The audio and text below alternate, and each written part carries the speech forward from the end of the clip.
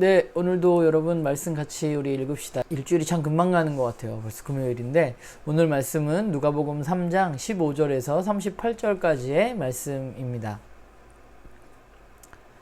오늘은 세례요한에 대한 이야기 그리고 예수님의 족보에 대해서 나와 있는데요.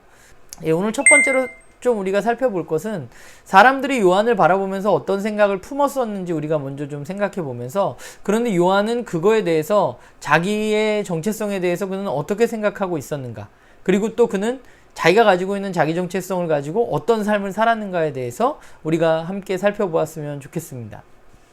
네, 그리고 두 번째는요, 예수님이 오늘 세례 받으시는 장면이 나오는데 예수님이 세례 받으실 때 어떤 일들이 일어났는지 우리가 함께 살펴보고 묵상해 보면 좋을 것 같고요.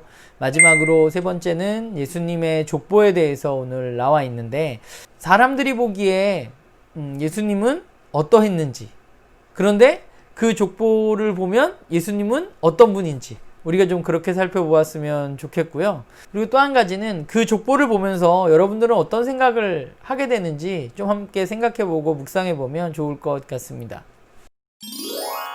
네, 오늘 제 Q&A 나누면요, 예수님이 한번 제자들에게 그렇게 물어보신 적이 있죠. 사람들이 나를 누구라 하느냐, 그러니까 제자들이 뭐 이렇게 이야기합니다 라고 물어봤을 때, 그럼 너희는 나를 누구라 하느냐, 이렇게 물어본 적이 있는데, 오늘 본문에 나온 요한도 좀 비슷했던 것 같아요. 요한이 뭐 묻진 않지만 사람들은 요한을 바라보면서 요한이 혹시 그리스도, 즉 메시아는 아닌가? 라는 생각을 품었습니다. 요한도 그 사실을 알고 있었죠. 사람들이 자신을 그렇게 생각하고 있다는 것을.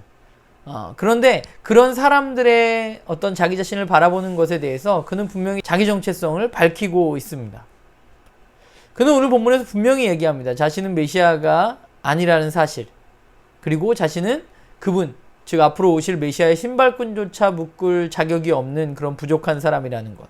자기는 물로 세례를 주지만 앞으로 오실 그분, 즉 메시아는 불과 성령으로 세례를 줄 것이라고 사람들에게 이야기했습니다. 그는 자신이 누구인지에 대해서 분명히 알고 있었습니다. 누가 무엇이라고 하든 간에 그는 자기가 누구인지 알고 있었고 그 자신이 가야 할 길을 걸어갔습니다. 그는 계속해서 회개의 세례를 주었고 여러 가지 권명과 기쁨의 소식을 전했다고 오늘 본문은 기록합니다. 또 그뿐이 아니라 그는 잘못된 길을 가고 있는 당시의 분봉왕이었던 헤롯에 대해서 그의 잘못을 지적함으로 말미암아서 감옥에 갇히게 되는 일도 있었죠. 요한은 사람들이 뭐라고 하든 자기가 가진 자기 정체성을 가지고 자신은 끝까지 그 길을 걸어갔습니다. 그렇다면 사람들은 예수님을 어떻게 생각했을까? 누가는 예수님이 사역을 시작할 때쯤 나이가 30살쯤 됐다고 이야기합니다. 그리고 그 족보를 시작하면서 이렇게 말하죠. 그는 사람들이 아는 대로 요셉의 아들이었다라고 말합니다. 사람들은 예수님을 바라보면서 요셉의 아들이구나 라고 생각하고 그렇게 여겼습니다. 그러나 그분은 요셉의 아들인 것은 분명하지만 또한 하나님의 아들이고 메시아였습니다. 그가 세례를 받을 때 하늘에서 들려왔던 음성은 분명히 그가 메시아라는 사실을 우리에게 알려주고 있습니다. 예수님은 요셉의 아들로 이 땅에서 살았지만 또한 하나님의 아들로 이 땅에서 사셨습니다. 그분의 족보는 그가 하나님의 아들임을 우리들에게 보여줍니다.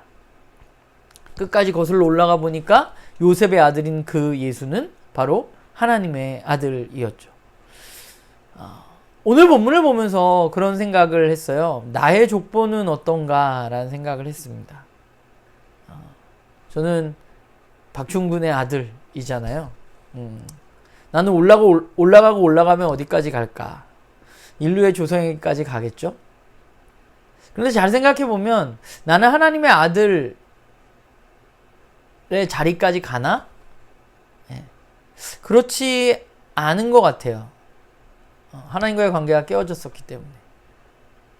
그런데 하나님은 메시아를 통해서, 그리스도를 통해서 제가 하나님의 아들임을 이야기하십니다. 예수 그리스도가 십자가에 달려 죽으시고 부활하신 그 사건, 그리고 예수님이 이 땅 가운데 사셨던 그 일을 통해서 저는 하나님의 자녀가 되었습니다. 그게 저의 정체성이죠. 요한과 예수님을 오늘 보면서 그 둘은 사람들이 자신을 어떻게 바라보건 간에 자신의 정체성을 분명히 알고 있었고 그 정체성에 맞는 삶을 살았다는 생각을 하게 됩니다.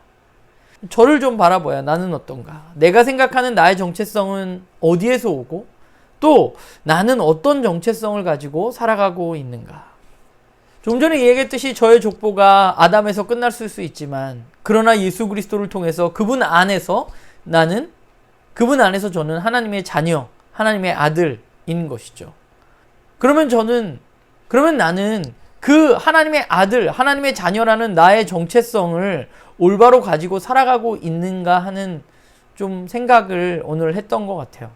그런데 하나님의 자녀라는 그 정체성은 저의 삶의 자리와 동떨어진 정체성이 아닌 것이죠. 예수님께서 하나님의 아들이지만 요셉의 아들로, 목수의 아들로 이 땅 가운데 사셨던 것처럼 그 자리 안에서 그분이 하나님의 아들로서 자신의 사역을 지속적으로 감당하셨던 것처럼 요한도 그렇게 그의 삶의 자리에서 자기 정체성을 지키고 살았던 것처럼 나는 나의 삶의 자리에서 어떻게 정체성을 가지고 살아갈 것인가라는 생각을 하게 됩니다. 사람들이 보기에 저는 목사라는 자기 정체성이 있을 수도 있고 또 한 여인의 남편이고 두 아이의 아빠라는 자기 정체성도 있을 것이고 또 헤비타트 사무국장이라는 자기 정체성도 있을 거예요. 근데 저의 궁극적인 저의 정체성은 하나님의 자녀라는 것이죠. 그런데 그렇다고 해서 목사라는 삶의 자리, 또 남편이라는 삶의 자리, 아빠라는 삶의 자리, 또 직장에서의 삶의 자리가 저에게서 없어지는 것이 아니라 저는 그 자리 안에서 살아가야만 하는 사람인 것입니다. 문제는 내가 하나님의 백성으로서의 자기 정체성을 가지고 나의 삶의 자리에서 어떻게 살아갈 것인가 하는 것이겠죠. 예수님은 사람들이 보기에 요셉의 아들이네 했지만 그분은 하나님의 아들이셨고 요셉의 아들이었지만 그분은 이 땅 가운데 앞으로 이제 본격적인 예수님의 사역 가운데 우리는 그분의 하나님의 아들로서의 삶을 보게 될 것입니다.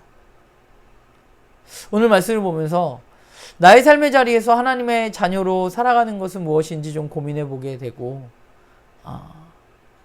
그 삶의 자리에서 남편으로서, 아빠로서, 목사로서, 또 직장인으로서 하나님의 백성으로 어떻게 살아갈까 좀 하나하나 정리해 봐야 되겠다라는 생각을 하게 돼요. 올 한 해를 시작하면서.